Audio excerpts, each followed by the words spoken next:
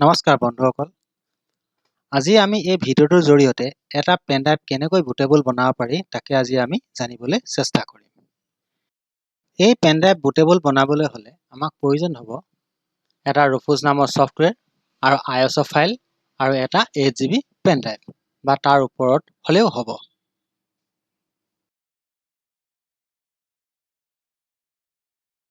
এতিয়া আমি ৰুফুজ নামৰ ছফ্টৱেৰটো অপেন কৰিম। আৰু অপেন কৰাৰ লগে লগে আপোনাৰ লিখিছে ডিভাইচত একো শ্ব' কৰা নাই, কাৰণ ইয়াত পেন ড্ৰাইভ ইনচাৰ্ট নাই হোৱা।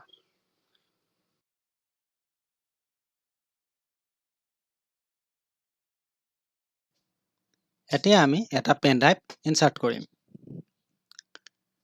দেখিছে আপোনালোকে এটা ডিভাইচত শ্ব' কৰিছে।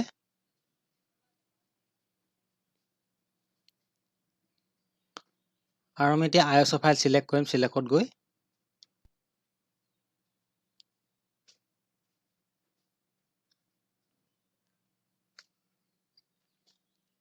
এতিয়া আমি উইণ্ডোজ 10 চিলেক্ট কৰিছোঁ।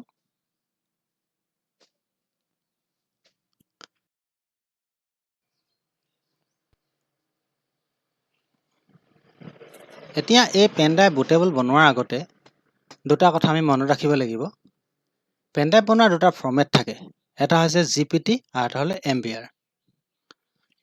আজিকালি প্ৰায় কম্পিউটাৰত GPT ছাপোৰ্ট কৰে, সেইকাৰণে আমি পেন ড্ৰাইভটো আমি GPT হিচাপতে ফৰ্মেট কৰি বুটেবল বনাম। এতিয়া আমি ষ্টাৰ্ট বটনত অ'কে কৰাৰ লগে লগে এই পেন ড্ৰাইভটো বুটেবল হ'বলৈ আৰম্ভ কৰিব। ইয়াত আমি অ'কে কৰিম আৰু এখন লিষ্ট আহিব, তাতো আমি অ'কে কৰিম। আৰু এয়া আপোনালোকে দেখিছে পেন ড্ৰাইভ বুটেবল হ'বলৈ আৰম্ভ কৰি আছে।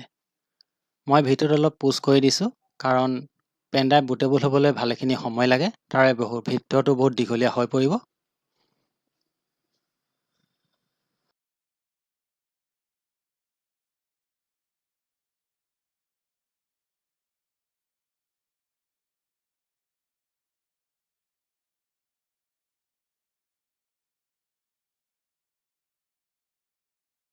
এয়া আমাৰ পেন ড্ৰাইভটো বুটেবল হৈ বৰ্তমান শেষ হৈছে।